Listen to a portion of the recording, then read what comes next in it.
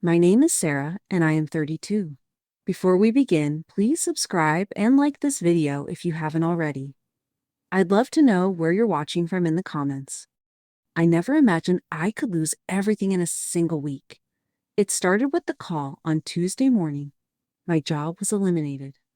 I felt my heart tighten as the words "we're letting you go" echoed in the empty conference room. I packed my things with trembling hands. The framed photo of my parents, the small succulent I'd nurtured on my desk, the favorite mug with the chipped rim, they all went into a box. I left without looking back.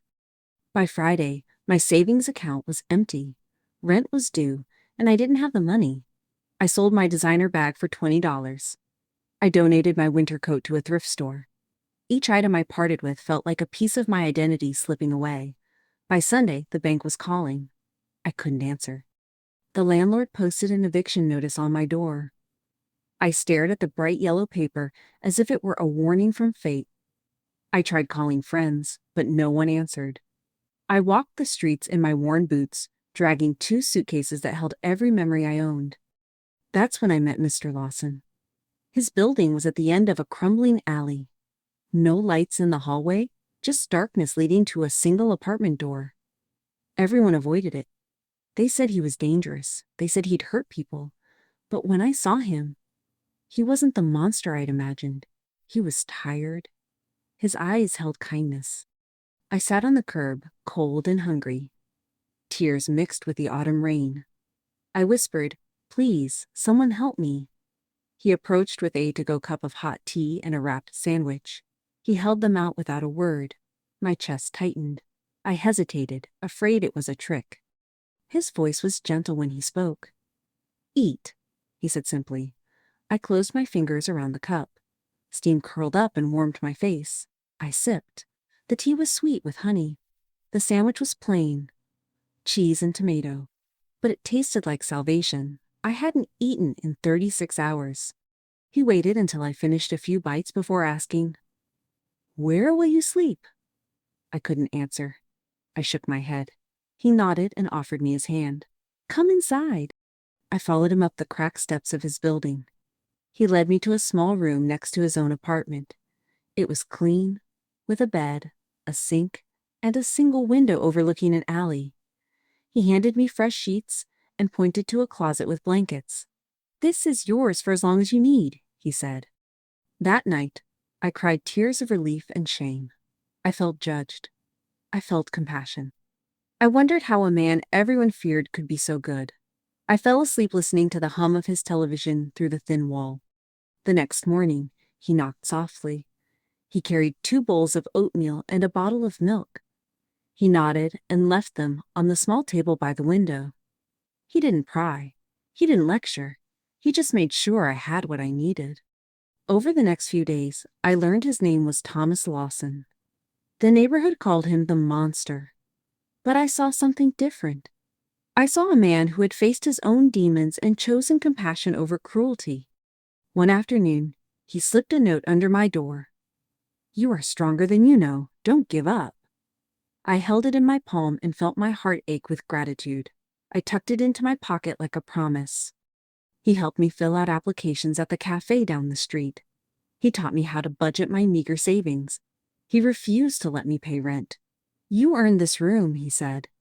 "I'm just making up for someone who once helped me." I still feared judgment. I still braced myself when neighbors passed by. But Thomas stood up for me when someone complained I was squatting. He told the building manager I was his guest. His voice was firm, and the complaint stopped. Each morning I woke before sunrise. The sky was gray and heavy, but I felt something inside me shift. I rose from the thin mattress and folded the blankets neatly. Thomas never asked me to keep the room tidy, but I wanted to repay his kindness in every small way. I dressed in the clothes I had left. Threadbare jeans and a sweater that smelled faintly of mothballs. It was enough. I left the building before Thomas was awake. The hall smelled of damp wood.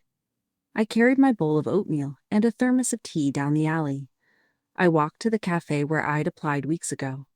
The sign read Sunrise Corner in faded red letters. I paused at the door and took a deep breath. I knocked. A young woman with freckles and bright eyes answered. Are you Sarah? She asked. I nodded. She smiled and led me inside. The cafe was small and cozy. The scent of fresh bread and coffee beans wrapped around me like a warm blanket. Welcome, she said. We could really use you.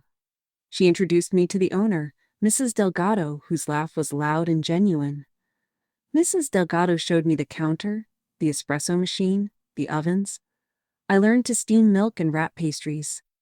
My hands trembled at first. I watched the weight of fresh croissants on my tray. I felt responsible. I worked 6 days a week from dawn until mid-afternoon. I swept floors, wiped tables, washed dishes. Thomas's words echoed. You are stronger than you know? He left me notes when my shift started. You've got this. Believe in yourself. I read them on breaks, tracing the ink with my finger. My first paycheck was $200. I gave half to Thomas, but he shook his head. Keep it, he said. His scarred cheek creased in a rare smile. Use it to buy something that makes you happy. I bought a fresh notebook and a pen. I wrote down goals, save $500, find a place of my own, reconnect with family. But life didn't straighten out overnight. On my 3rd week, the cafe cut my hours. They said business was slow. My savings dwindled. I faced the fear of eviction again. I stayed awake at night, listening for the pounding at my door. I held the notebook to my chest and cried. The next morning, Thomas knocked twice, softly. He handed me a brown envelope. Inside was $300.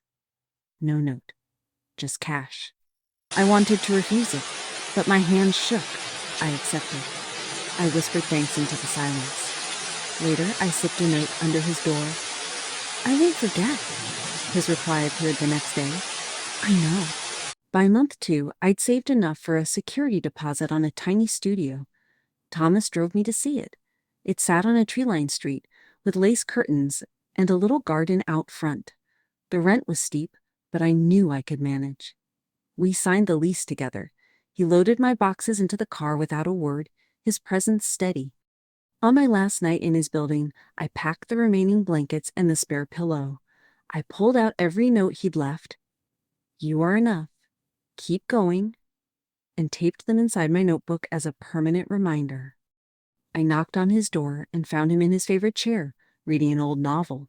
I placed the blankets at his feet. Thank you, I said, for everything. He closed the book and looked up, his eyes soft. You earned this, he said. Now go build a life. He handed me a small gift bag. Inside was a pen engraved with my initials, SL for Sarah Lawson. He winked. So you never forget where you came from. I smiled through tears. That night, I lay in my new apartment on a mattress that wasn't perfect, but was mine. I set the pen on my D. Ask. I opened my notebook and wrote, Today I begin again. If you've been with me through this first chapter of my journey, thank you. In part 2, I'll share how I rebuilt my life and discovered my own strength. Don't forget to subscribe, like, and let me know where you're watching from. I opened my office door on a crisp Monday morning, feeling a mix of excitement and nerves. I was now a licensed counselor, ready to help others heal. I walked past the waiting room where soft music played. Patients sat wrapped in blankets I had folded myself. I paused at each name on my schedule and took a steadying breath. My first client was Marcus.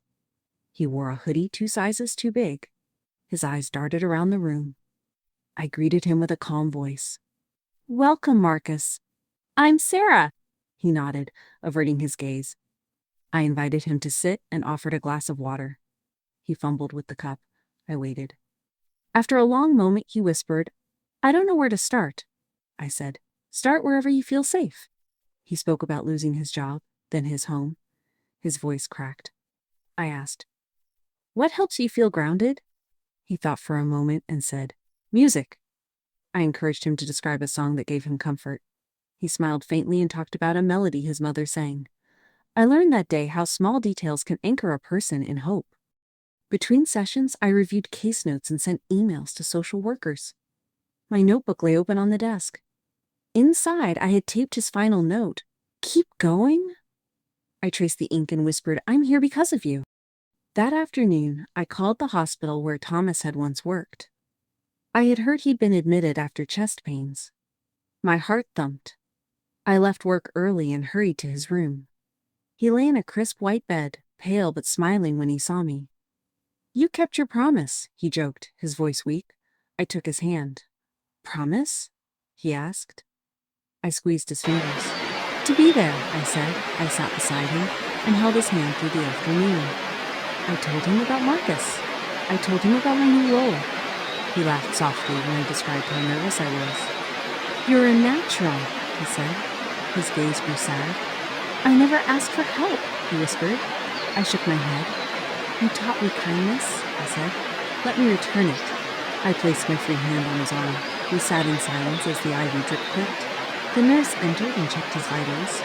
Thomas winked at me. I felt tears sting my eyes. Over the next week, I balanced two roles. I counseled patients by day and visited Thomas each afternoon. I brought him flowers one day and fresh fruit the next. I read chapters of a novel he loved. He read my workshop notes and gave me feedback. We laughed at my messy handwriting. He told stories of his own recovery. Each word he shared felt like a gift. One evening, I held his hand as he drifted into sleep. His breath was steady. I whispered, "Thank you." I stayed until the monitor beeped softly. Then I whispered, "See you tomorrow," and left quietly. A month later, Thomas was discharged. I drove him home and helped him back into his apartment. He leaned on my arm and said, "I feel like a new man." I smiled and unlocked the door. The blankets were neatly folded. The notes were taped to the wall. I felt a rush of nostalgia and gratitude. Thomas turned to me and handed me a small wooden box. Inside was a silver key engraved with community. He said, "It's for you." I lifted an eyebrow. He continued, "You deserve every door to be open." My hands trembled as I held the key. I laughed and cried at the same time. I wake each morning to the soft hum of activity at the community center. Chairs are arranged in neat circles. The kettle whistles on the stove. I brew tea before volunteers arrive. I breathe in hope. On Tuesdays, we host financial literacy workshops. I stand at the whiteboard and draw simple budgets. Faces lean forward. Eyes brighten. I remind them that stability is possible. By Wednesday, our counseling rooms are full. I sit with clients one by one. I listen to their fears. I help them name their strengths. I praise each small victory. Thursdays are storytelling nights. A single lamp hangs over our circle. Each person holds a candle. When it's my turn, I speak of Thomas's scarred cheek softening as he handed me a sandwich in the rain. I speak of the key engraved community. I speak of the knock on my door when I was lost. The room is silent. Then hands clap. I smile through tears. Fridays I meet with my small staff. We plan events. We review outreach numbers. We send volunteers into shelters and libraries. We partner with hospitals and schools. We make sure no one falls through the cracks. In the years since I first met Thomas, our little center has grown. We opened a second location downtown. We serve children who struggled in school. We match mentors with youth who need guidance. We launched a mobile van that brings warmth and blankets to people living on the streets. My role shifted. I still counsel, but now I also train new volunteers. I speak at City Hall about funding grassroots programs. I sit on panels with community leaders. My voice, once timid, now carries conviction. Last winter, Thomas fell ill again. I rushed to his bedside. He lay under crisp white sheets, frail but smiling. His hand found mine. "You carried me," he whispered. "Now let me carry you." I slept in the chair beside him. I recalled the day he first gave me a cup of tea in the rain. I whispered, "I've never forgotten." He squeezed my hand and closed his eyes. After he recovered, I surprised him with a celebration at the center. We hung streamers and baked his favorite apple pie. He laughed when I messed up the decorations. He wiped whipped cream from my cheek. "That night," he said, "seeing this place thrive is my greatest gift." I thought of my old apartment, the eviction notices, the nights I slept under streetlights. Then I thought of the faces in our circles. I thought of a young man who found a job. I thought of a mother who learned to budget. I thought of a veteran who slept through the night. I thought of Thomas's gentle eyes that saw me when no one else did. Last month, I published my second book. It's a guide for starting community projects. It's filled with stories of struggle and triumph. It's practical and honest. I wrote it late at night after sessions ended. I typed by the glow of a single lamp. I felt Thomas's voice in my mind. Keep going. We held a launch at the center. Dozens came to celebrate. We read poems and sang songs. We served tea in mismatched cups. I stood at the front and said, "This book belongs to all of us." The crowd cheered. I wiped tears from my eyes. Every day, I remember the power of a single act of kindness. A sandwich in the rain. A room offered without judgment. A key turned in a lock. I carry that memory in my heart and share it with everyone I meet. 2 years later, I stood in a bright conference hall in Chicago. The community center had grown from one storefront to 5 locations across 3 states. I stepped onto the podium, my heart pounding. I glanced at the silver key hanging from my necklace. Community, and took a steadying breath. I shared my story. Eviction notices, cold nights sleeping under streetlights, the day Thomas handed me a cup of tea in the rain. I spoke of the small room he offered, the notes taped inside my notebook, and the drop in circles that spun out hope.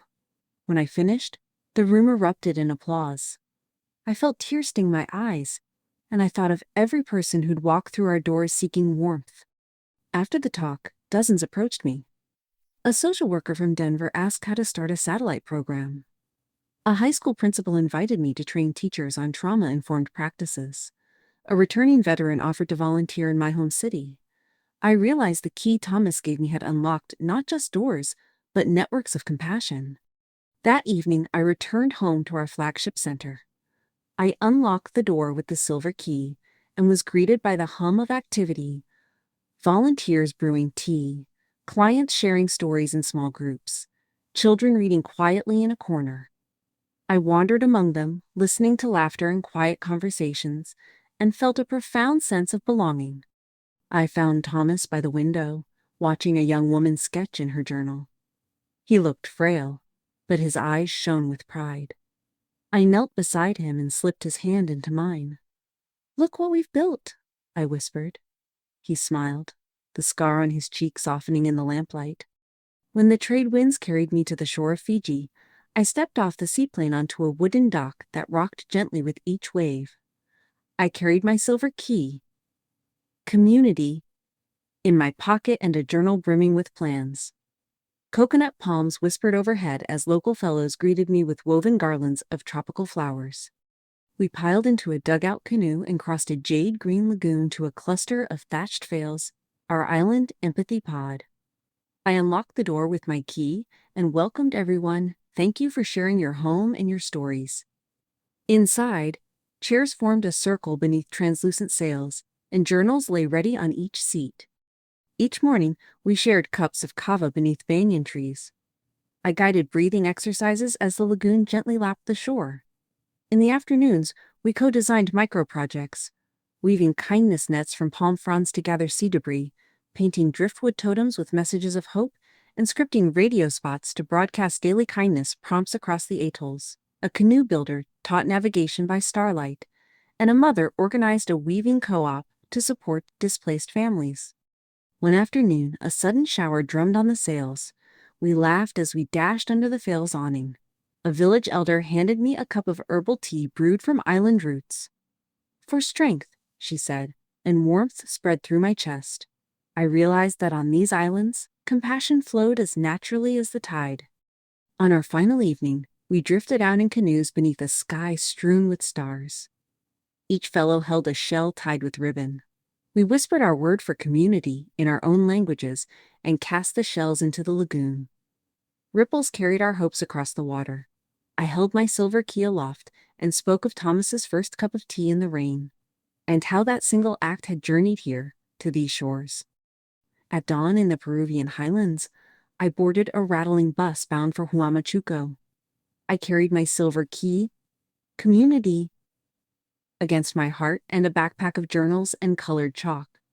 As the road climbed through terraced fields, condors soared overhead and children waved from stone doorways. At the Adobe Community Hall, I unlocked the wooden door and found fellows seated on woven mats. A farmer preserving native corn varieties, an activist mapping abandoned mine sites, and a former miner teaching safety to youth. Mornings began on the rooftop terrace where we watched the sun paint the valley gold and led grounding breath circles beneath soaring peaks. In the afternoons, we co-created seed banks to preserve ancient crops, solar-powered knitting workshops for alpaca farmers, and a youth storytelling festival in the town plaza. I watched Martine sketch an eco-map of the mountains while Rosa taught flower dyeing techniques to preserve traditional textiles. One afternoon, rain swept across the terraces. We danced barefoot in the mud, laughing together. A village elder poured chicha into small cups. Para la comunidad, she toasted. I sipped the sweet, tangy drink and felt the mountain's ancient warmth. On our final night, we climbed to an Inca ruin above the village. Lanterns glowed against stone walls as each fellow offered a word for kindness in Quechua. I shared Thomas's story of that rainy alley tea, and together we released sky lanterns into the starry expanse. Back in Toronto, winter's first snow dusted the streets as I launched our digital fellowship, Key Circle Online. My silver key rested beside my laptop as participants from mountain villages, Arctic outposts, and urban centers logged on. We began with a simple greeting. You are safe here? I guided a grounding breath. Inhale for 4 counts, hold for 4, exhale for 6. Even through webcams, the virtual room settled. We shared stories. A shepherd's loneliness on the steppes, a nurse's isolation in a remote Alaskan clinic, a teacher's challenge in rural Peru. We sent small gestures, resource links, caring emojis, virtual hugs, and watched hearts lighten. Next, I introduced our augmented reality story circle prototype. In a sunlit lab, I donned a headset and found myself sitting around a virtual campfire with fellow participants in distant lands. We began with a mantra.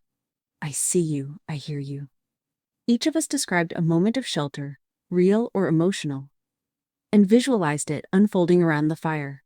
When someone spoke of feeling cold and alone, I placed a virtual blanket over their avatar. Gentle haptic pulses confirmed the gesture across continents. Gasps of gratitude echoed through our headsets. Soon after, I traveled to Berlin to test our haptic compassion suits. Volunteers in Athens and Tokyo connected via sensors woven into garments. When Maria sent me a virtual embrace, warmth blossomed across my shoulders. When I tapped her arm, she felt the echo. Each gesture, soft pats, pulses of encouragement, felt distinct, proving that kindness can bridge any distance. Last month, we unveiled our multisensory empathy pod in San Francisco. Inside a pristine white lab, volunteers sat in armchairs surrounded by speakers and scent diffusers. I guided them through a sensory circle. First, the spicy aroma of ginger tea from Nairobi with distant market sounds. Next, the earthy smell of monsoon rain from Mumbai with children's laughter, then the tang of Andean chicha with wind through terraced fields. And finally, the saltwater breeze of Fiji with gentle waves lapping. Through synced cues, one person's story triggered a shared sensory bloom, aroma, and ambient sound that rippled across the room. Faces softened. Tears glistened. When we invited participants from local shelters, they hesitated at the threshold. But as scents and sounds wove around them, shoulders relaxed and smiles emerged. One woman whispered, I feel safe. In the months since, I've traveled to Geneva to present our findings to the World Health Organization and converted a vacant storefront into our first permanent empathy lab. Volunteers painted warm hues on the walls, installed AR stations, stocked journals, and set out haptic suits. Each morning, I unlocked the doors with my key, community, and inhaled the soft blend of jasmine rain and ginger chai. Pilot metrics revealed that 85% of participants felt less lonely after one session and 90% reached out to share kindness within 24 hours. We published these results in a peer-reviewed journal and hosted a kindness hackathon at the lab. Engineers built a kindness drone to deliver handwritten notes, poets coded compassion algorithms to match prompts to strangers, and artists designed interactive empathy murals. Energy crackled as ideas sparked new projects. Finally, I launched the kindness drone in 3 Toronto neighborhoods. At dawn, I loaded envelopes. You matter, keep breathing. Someone believes in you into its compartment and watched it hover above pastel houses before descending to porches. Each delivery sparked smiles and prompted recipients to pay the gesture forward. Next, we partnered with a local high school to integrate compassion code into the curriculum. Students coded apps that sent daily prompts. Leave flowers on a neighbor's doorstep. Offer a smile to a stranger. And designed a mobile app for scheduling acts of generosity. If this part of my journey resonates with you, please subscribe and like so you can join our next chapter, Baking Kindness into Smart Homes, AI Companions, and Global Fellowship Scholarships. And I'd love to know, where are you watching from? Share your city or town in the comments below. Your voice completes our circle. We launched the Kindness Companion app powered by Empathy AEI. It listens to your voice and tracks your steps and heart rate. Each morning it sends a gentle prompt. Ask a friend how they're doing. Then it says, leave a thank you note for your mail carrier. Volunteers logged over 1,000 acts of kindness in 2 weeks. One person offered coffee to a stranger. Another wrote a poem for a neighbor. They felt more connected. They felt less stressed. We paired the app with haptic wristbands. When someone sends gratitude, you feel a soft vibration on your wrist. It feels like a real hug. Seeing users' eyes light up reminded me how small gestures matter. Next, we baked kindness into smart homes. The coffee maker chimes and whispers, "Good morning." Leave a note on someone's fridge. The fridge lights up with prompts like, "Thank you for being you." The front door camera reminds you to help a neighbor with groceries. Prototype homes in Toronto tested the feature for 2 days. 85% of prompts became real actions. Families built kindness boards on their fridges. They pinned notes and even invited neighbors for pancakes. Then, I launched the Thomas Lawson Foundation in New York City. I wore my silver key, community, on a simple chain. I shared Thomas's story, the scar, the tea in the rain, the room he offered. I spoke of how one act rippled across continents. After my speech, donors pledged funding for scholarships and new empathy labs. A tech executive underwrote our next AR pilot. A former fellow donated land for a rural center. The mission stayed the same: open doors for anyone who needs a place to belong. The next morning, I walked through Central Park with my journal. I wrote new goals of fund 100 fellowships, open more empathy labs, expand our digital platform into new languages. I caught my reflection in a pond. I no longer recognized the woman in threadbare jeans. I saw a movement leader ready to soar. This month, we launched our Global Kindness Scholarship. We offered full fellowships to leaders from underserved regions. 7 recipients joined via video from Nepal, Haiti, Papua New Guinea, and beyond. Their faces glowed with hope as I read each name aloud. Next week, we will bring empathy pods to remote islands. We will visit Haida Gwaii in Canada, the Isles of Scilly in England, and Aitutaki in the Cook Islands. We packed portable diffusers, Arkansas headsets, and haptic suits in rugged cases. On Haida Gwaii, we will set cedar bark totems inscribed with Ua and Da. In the Isles of Scilly, drones will deliver fresh flowers and notes to fishing villages. In Aitutaki, we will host sunrise circles mixing traditional chants and grounding exercises. Between sessions, I will mentor scholarship fellows over satellite links. I will guide them on launching mobile counseling vans in Nepal. I will help build solar art studios in Haiti. I will coach youth circles in Papua New Guinea. When the island tour ends, I will return with hundreds of new stories. Each story will prove that kindness transcends borders, languages, and landscapes. Thank you for following this journey. Please subscribe and like so you can join our next chapter. Let me know where you're watching from. Share your city or town in the comments. Your voice completes this global circle.